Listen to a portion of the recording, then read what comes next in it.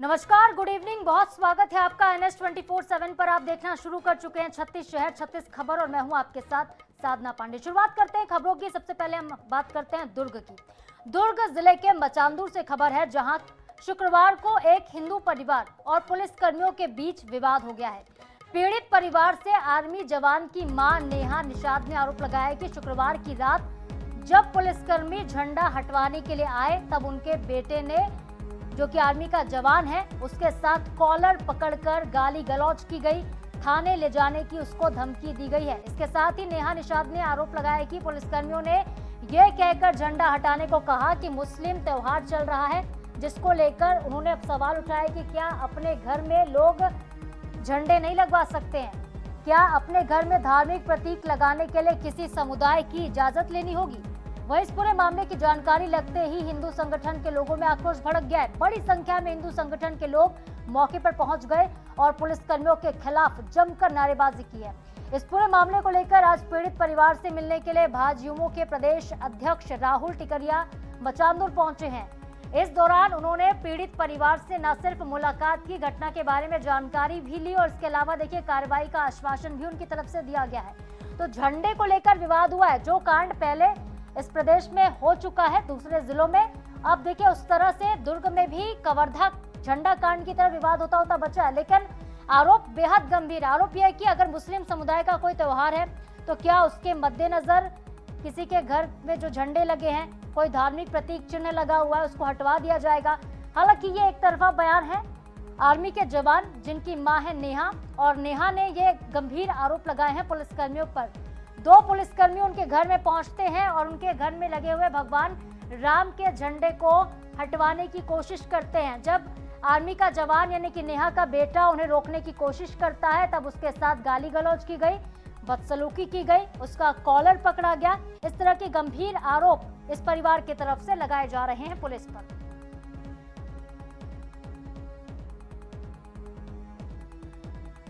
तो संघ के बड़े अधिकारी भी क्षेत्र में अब देखिए बैठकें ले रहे हैं। झंडा लगाने को लेकर जवान के परिवार के साथ ये पूरा विवाद हुआ है। बीते शुक्रवार को ही पुलिसकर्मियों ने आर्मी के जवान के साथ मारपीट की है। हिंदू संगठन के लोगों का गुस्सा इसके बाद फूट पड़ा, गाली गलौज की गई, आर्मी के जवान से मारपीट की गई, उसका कॉलर पकड़ा गया और देखिए जो झंडे घर के ऊपर लगे थे उसको हटाने को लेकर ये पूरा विवाद हुआ है। परिवार ये कह रहा है कि हिंदू परिवार ये चाहता था कि झंडा ना हटे, लेकिन पुलिसकर्मी ये कह रहे हैं कि मुस्लिम त्योहार नजदीक है और ईद थी, इस वजह से इन झंडों को हटाया जा रहा था।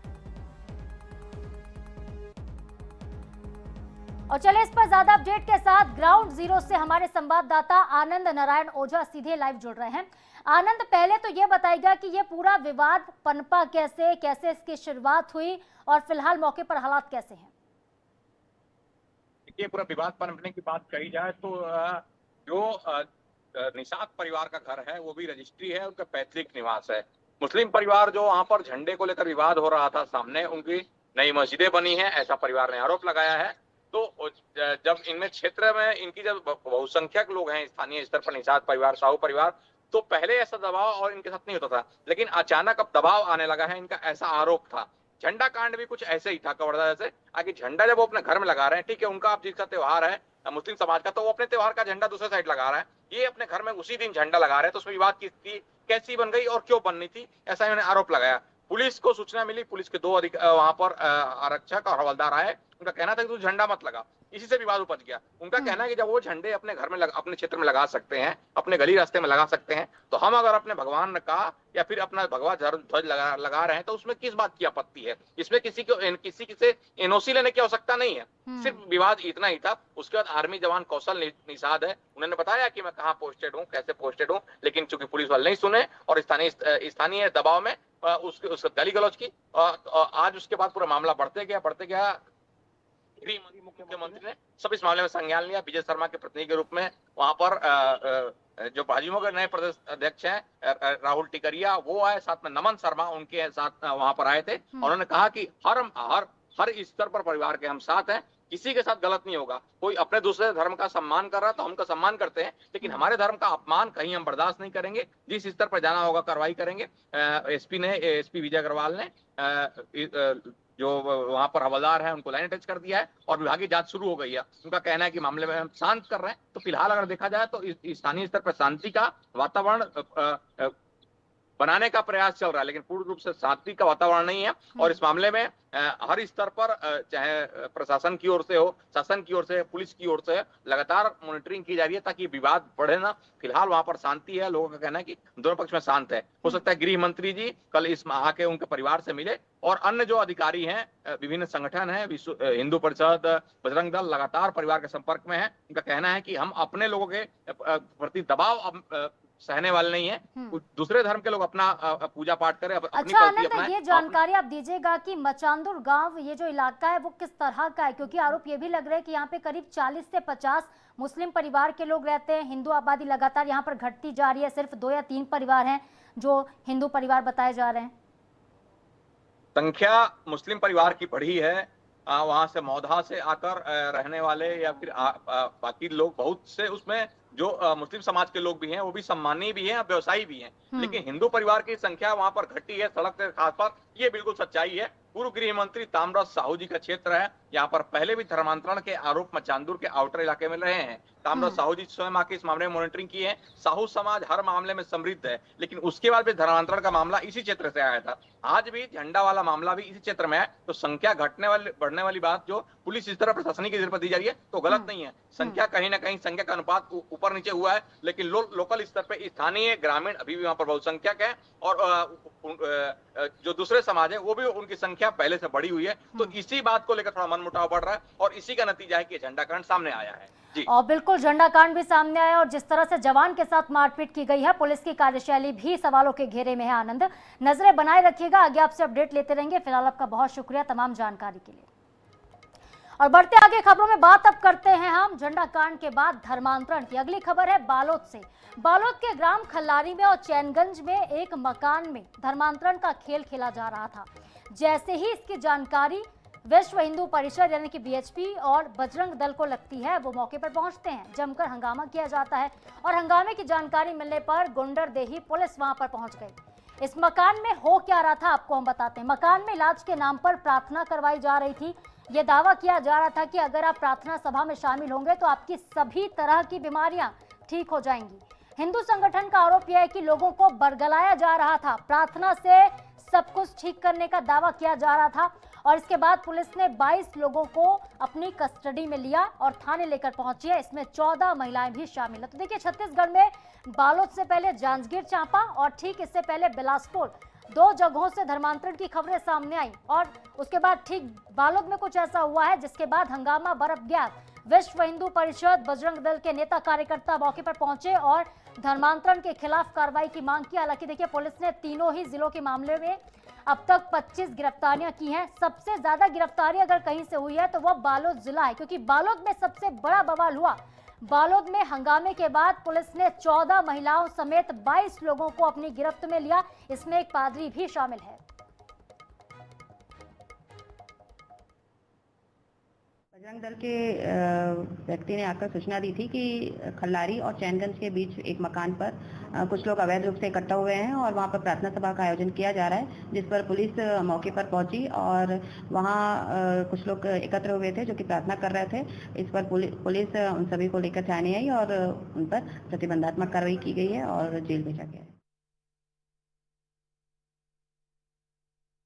तो देखिए, पुलिस ने कार्रवाई तो की, लेकिन इलाज के नाम पर धर्मांतरण आखिर कब तक? बड़ा सवाल तो यह है कि छत्तीसगढ़ धर्मांतरण का हब किस तरह से बनता जा रहा है। पहले बस्तर टारगेट में रहा, लेकिन अब बस्तर के बाद अलग अलग जिले जो है धर्मांतरण का खेल इन जिलों में खेला जा रहा है। और बालोद में क्या हुआ है समझते हैं हमारे संवाददाता से। हमारे साथ राहुल भूतड़ा जुड़ गए हैं ग्राउंड जीरो से।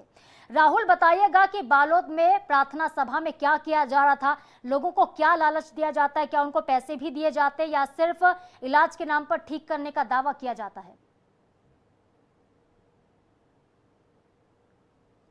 सुंदरदेही थाना क्षेत्र के ग्राम मचांदुर खलारी के बीच एक घर है। उस घर में प्रार्थना सभा चलती रहती है। इस बात की सूचना जब बजरंग दल और विहिप के कार्यकर्ताओं को चलती है तो वो वहां मौके पे पहुंचते हैं, हंगामा होता है, पुलिस आती है, गिरफ्तारियां होती है।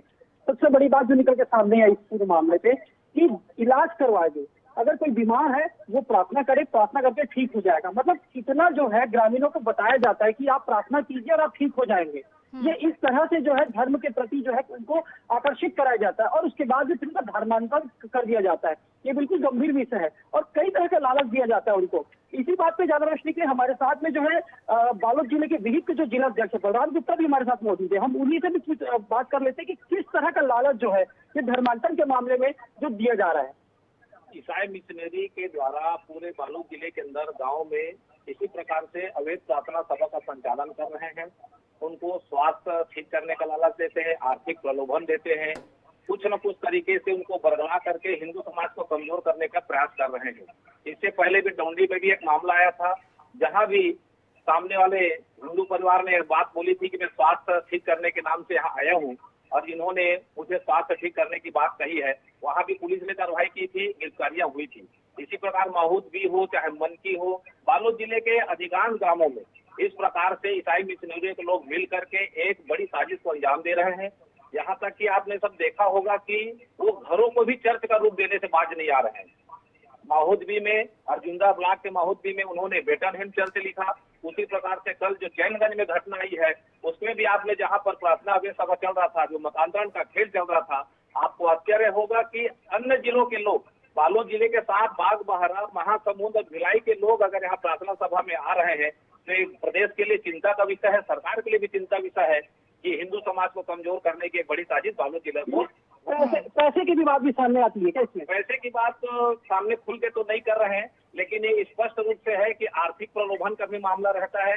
ये छोटे छोटे जो हमारे हिंदू समाज के परिवार है जिनमें कुछ कमियां रहती है उनको दूर करने के माध्यम बना करके बिल्कुल, जिस तरीके से देखिए जो हिंदू संगठन के कार्यकर्ता नेता हैं वो आरोप लगा रहे हैं राहुल की बरगलाया जा रहा है, लोगों को फंसाया जा रहा है, उनको बहकाया जा रहा है, कहीं पर पैसों का लालच है तो कहीं पे प्रार्थना सभा की आड़ में ठीक करने का लालच है और कुल मिलाकर टारगेट में है गरीब परिवार। बहुत शुक्रिया आपका राहुल, फिलहाल तमाम जानकारी के लिए। बढ़ेंगे आगे, बात करते हैं सक्ती जिले की। सक्ती जिले में उप सरपंच लापता है। जयजयपुर जनपद पंचायत क्षेत्र के करही गांव के उप सरपंच महेंद्र बघेल रहस्यमयी तरीके से लापता हो गए हैं और इस पूरे मामले पर लगातार नया खुलासा हो रहा है। पुलिस ने सरपंच पति राजकुमार साहू समेत 9 लोगों पर हत्या के मामले में रिपोर्ट दर्ज करते हुए आरोपियों को गिरफ्त में लिया। एसडीआरएफ की टीम इस वक्त महानदी में खाक छान रही है। उप सरपंच महेंद्र बघेल की लगातार तलाश की जा रही है। परिजन के अनुसार 6 सितंबर की रात सरपंच पति राजकुमार साहू ने फोन के माध्यम से महेंद्र बघेल को फोन पे बुलाया। रात 10 बजे के बाद महेंद्र का फोन बंद आने लगा। बता दें आपको कि आक्रोशित परिजन और ग्रामीणों ने इस घटना के विरोध में चक्का जाम किया और घंटों तक इससे आवागमन बाधित भी रहा। बहरहाल पुलिस मामले की जांच करी, लेकिन जांच हो रही है, पर खुलासा देखिए बड़ा क्या हुआ है। उप सरपंच आखिर महेंद्र बघेल गए कहां? अब सरपंच पति की गिरफ्तारी हुई है। सरपंच पति के साथ ही कुछ अन्य लोगों को पुलिस ने पकड़ा है जिनसे पूछताछ की जा रही है और 9 लोगों पर हत्या का केस दर्ज हुआ है। इसका मतलब पुलिस ये मान रही है कि महेंद्र बघेल की हत्या कर दी गई है। चूंकि अब तक उनकी लाश नहीं मिली है, कोई देखिए जानकारी नहीं मिले, कोई प्रूफ नहीं मिला है, ऐसे में पुलिस जांच तो कर रही है पर मान के ये बैठी है कि हत्या हुई है। यही वजह है कि हत्या का केस दर्ज किया गया सरपंच पति के साथ ही 9 अन्य लोगों पर। सरपंची में फोन लगा के घर में बुलाए रही रात के और रात से ओकर पता नहीं और सरपंची ले मन अरेस्ट करत नहीं ना ओला खोज के लात नहीं महेंद्र बघेल ला कहाँ करे का करे तो लोच मन जानी सरपंची माने पुलिसों मन कुछ नहीं करत। 3 दिन हो गए। उप सरपंच के गुम होने की सूचना प्राप्त हुई थी, जिस पर जो है पुलिस ने तत्काल गुम इंसान दर्ज करके पता तलाश शुरू किया, जिस पर से उसके कुछ व्यक्तियों से पुराना विवाद था। उनको जब पूछताछ की गई तो ग्राम के ही सरपंच पति के साथ जो है मिलकर 9 लोगों ने जो है उसकी हत्या की बात कबूली और हत्या को छुपाने की नीयत से डेड बॉडी को फेंकना बताया, जिस पर पुलिस जो है लगातार कल से मृतक की बॉडी ढूंढ रही है और इस पर जो है हम कानूनी सलाह लेकर के और उनके खिलाफ उनके मेमोरेंडम के आधार पर, उनकी स्वीकारोक्ति के आधार पर हत्या का मामला दर्ज कर इनके खिलाफ कार्रवाई कर रहे हैं। और चलिए पूरे घटनाक्रम को समझते हैं। ग्राउंड जीरो से हमारे साथ सख्ती से राजीव लोचन जुड़ गए। राजीव लोचन, सरपंच पति और उप सरपंच के बीच क्या कोई पुरानी रंजिश थी? किस बात को लेकर विवाद था? क्योंकि अब हत्या का मामला दर्ज हुआ है 9 लोगों के खिलाफ। जी बिल्कुल, बता दूं कि जो पूरी घटना है वो शक्ति जिले के जयपुर जनपद क्षेत्र के ग्राम पंचायत करही गांव की है, जहां पर उप सरपंच महेंद्र बघेल 6 सितंबर की रात्रि से रहस्यमय तरीके से गायब हो गया। जब उसके परिजन उसको लगातार उसको ढूंढने का प्रयास किए, उनका नंबर में जब फोन किया गया तो उनका नंबर रात्रि 10 बजे से बंद हो गया, जिसके बाद परिजन लगातार रात में भी खोजबीन की, लेकिन कुछ पता नहीं चला। 7 सितंबर की जो उनके परिजन है वो पिर्रा थाना पहुंचे और गुमशुदगी की रिपोर्ट दर्ज कराई, जिसके बाद पुलिस अपने जो गुमशुदगी की रिपोर्ट के आधार पर जांच पड़ताल पर जुटी, लेकिन अभी तक उसका कुछ सुराग नहीं पता चला। संदेह के आधार पर पुलिस ने 8 से 9 जो संदेही है उनको हिरासत मिली और पूछताछ की, तब पुलिस को एक बिंदु मिली जिसमें उनकी जो हत्या की जो बात है वो कहीं ना कहीं सामने आ गई। तभी पुलिस जो है 9 लोगों के खिलाफ, सरपंच पति समेत 9 लोगों के खिलाफ हत्या का जुर्म दर्ज किया और मामले में फिलहाल जांच की जा रही है। अभी फिलहाल जो उप सरपंच महेंद्र बघेल है वो उनकी लगातार महानदी में एसडीआरएफ की टीम उसकी खोज कर रही है, लेकिन अभी तक उसका कोई सुराग नहीं मिल पाया है। जी तो देखिए, अभी तक कोई सुराग नहीं मिल पाया, लेकिन पुलिस तलाश करी। जब डेड बॉडी मिलेगी तब जाकर ही ये जो मामला है आगे खुलेगा और रात से पर्दाफाश भी होगा। बहुत शुक्रिया राजीव आपका फिलहाल तमाम जानकारियों के लिए। तो देखिए, एक उप सरपंच छत्तीसगढ़ के जयपुर के जो कि लापता हो गए हैं। अब रहस्यमय तरीके से वो लापता हुए हैं, आखिर कहाँ गए, उनकी हत्या की गई, हत्या के बाद लाश को कहाँ पर ठिकाने लगाया गया, ये तमाम सवाल इस वक्त उठ रहे हैं। जांच के बाद ही तस्वीर साफ होगी। जगदलपुर की बात करेंगे। जगदलपुर में सर्किट हाउस में कर्मचारी के साथ मारपीट के मामले में कांग्रेस पार्टी उग्र है। मंत्री केदार कश्यप के खिलाफ जगदलपुर में एक बहुत बड़ा प्रदर्शन किया गया। कांग्रेस के कार्यकर्ताओं ने मंत्री के वृंदावन कॉलोनी स्थित बंगले का घेराव करने की कोशिश की, लेकिन पुलिस ने बैरिकेड लगाकर कार्यकर्ताओं को रोक दिया। कार्यकर्ताओं ने मंत्री के इस्तीफे की मांग की, नारेबाजी की गई। इस दौरान पुलिस के साथ धक्का मुक्की होती है। कांग्रेस का आरोप है कि मंत्री केदार कश्यप ने कर्मचारी के साथ गाली गलौज की है और मारपीट की है।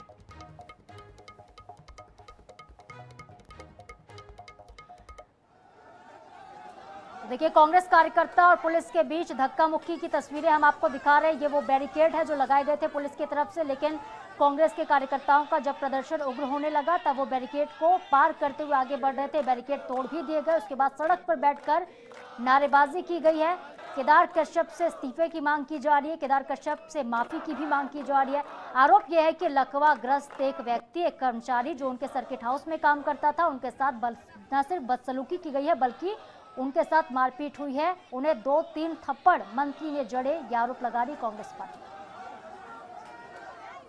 देखिए, जब से केदार कश्यप ने सर्किट हाउस में गरीब कर्मचारी, चतुर्थ श्रेणी कर्मचारी के साथ गाली गलौज, मारपीट किया, तब से कांग्रेस पार्टी उस व्यक्ति को इंसाफ देने के लिए लड़ाई लड़ रही है।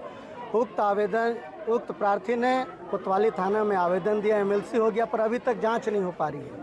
आम आदमी होता तो उस पर जांच पड़ताल हो जाता है। अरे मंत्री, जांच तो होना चाहिए। उल्टे कल मंत्री जी आते हैं, उस प्रार्थी को डराते धमकाते हैं, प्रलोभन देने का काम करते हैं, जिसका कल सीसी फुटेज जारी भी हुआ है। और जगदलपुर से संवाददाता जीवानंद हल्दर जुड़ गए हैं फोन लाइन पर। जीवानंद, कांग्रेस कार्यकर्ता और पुलिस के बीच धक्का मुक्की हुई, गहमा गहमी का माहौल देखने को मिला है। फिलहाल क्या स्थिति वहां पर, क्या प्रदर्शन समाप्त हो गया है? जी देखिए, निश्चित रूप से जिस तरह से कल जो सर्किट हाउस में जो घटना हुई है, उस घटना को लेकर कांग्रेस में खासा नाराजगी देखी गई है और यही कारण है कि आज कांग्रेस के जो कार्यकर्ता है वो अपने प्रदर्शन किया है और प्रदर्शन के दौरान उन्होंने कई प्रकार की उत्पात भी मचाई, ये देखने को मिला है। और जगदलपुर की अगर बात की जाए, जगदलपुर में जो शहर के बीचों बीच जो केदार कश्यप जी के जो बंगले हैं, उस बंगले का उन्होंने घेराव किया है और इस घेराव के दरमियान धक्का मुक्की भी हुई है। वही अगर उनकी गृहग्राम फरसागुड़ा की अगर बात की जाए, फरसागुड़ा में भी जो कांग्रेस कार्यकर्ता है वो भारी संख्या में पहुंचे और नारेबाजी के साथ उनकी जो कार्यालय है उस कार्यालय को घेराव किया है। उस दरमियान कुछ कांग्रेस कार्यकर्ताओं ने उनकी जो निवास स्थल पर जो कार्यालय है उस कार्यालय में तोड़फोड़ भी किया है। इस दरमियान कुछ जो सुरक्षा कर्मी है उन्हें भी घायल हुआ है। तो निश्चित रूप से आज दिन भर की जो कांग्रेस कार्यकर्ता की जो गामागमी है वो देखा गया है और यही वजह है कि आज केदार कश्यप ने भी अपनी बिल्कुल, आज स्थितियां काफ़ी विकट रहीं वहां पर मौके पर, लेकिन पुलिस बल ने मोर्चा संभाला। बहुत शुक्रिया आपका जीवानंद, फिलहाल तमाम जानकारी के लिए। तो देखिए, बस्तर में सियासी पारा चढ़ा हुआ, क्योंकि जगदलपुर में ही ये पूरी घटना हुई है। जगदलपुर में एक कर्मचारी ने केदार कश्यप के ऊपर मारपीट, गाली गलौज का आरोप लगा दिया है। अगली खबर है रायगढ़ से, बेहद महत्वपूर्ण और बड़ी खबर है। रायगढ़ में हाल फिलहाल में चक्रधर समारोह हुआ। समारोह तो खत्म हो गया, लेकिन समापन के बाद भी इस पर विवाद खत्म नहीं हुआ है। पंडाल में अब कैलाश खेर और उनके टीम को दिए गए प्रशस्ति पत्र जमीन पर पड़े हुए मिले हैं, जिसके बाद एक बार फिर से बवाल होता है। एक स्थानीय नागरिक को मंच के पीछे सर्टिफिकेट मिलते हैं और इसके बाद उसने सोशल मीडिया पर इसकी तस्वीरें साझा कर दी हैं। तस्वीर वायरल होने के बाद तरह तरह की प्रतिक्रियाएं आ रही हैं। कलाकार कह रहे हैं कि प्रशस्ति पत्र का अपमान किया गया है, कुछ लोग इसे कला जगत का अपमान बता रहे हैं, कुछ लोग समारोह का अपमान भी कह रहे हैं। मामले में जिला प्रशासन का कहना है कि कलाकारों को प्रशस्ति पत्र दिया गया था, इसके जमीन पर मिलने की जांच करवाएंगे और जिसकी भी गलती होगी उस पर कार्रवाई करेंगे।